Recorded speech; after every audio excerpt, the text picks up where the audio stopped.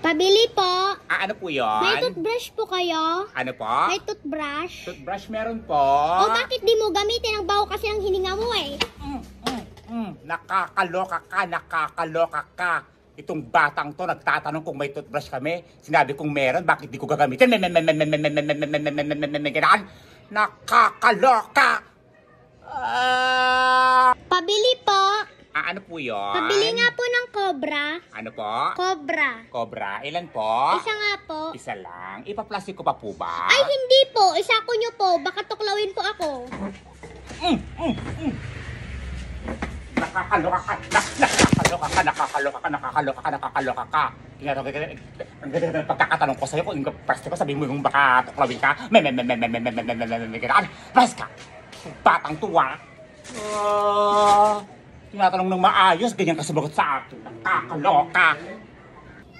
Tao po. Ano po yun? Meron po kayong deodorant. Ano po? Deodorant. Deodorant? Meron po. O ba't di mo gamitin? Ang baho kasi ng kilikili mo eh.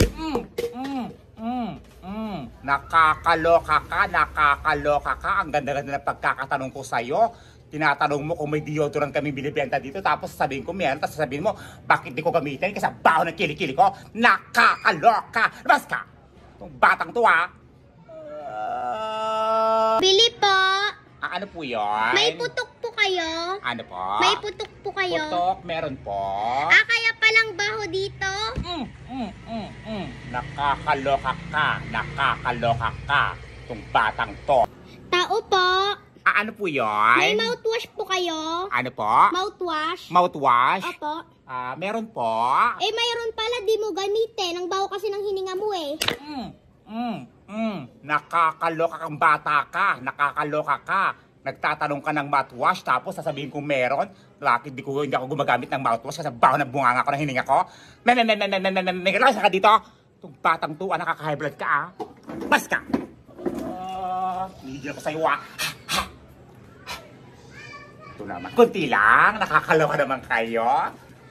Offensive ha. Pabili po.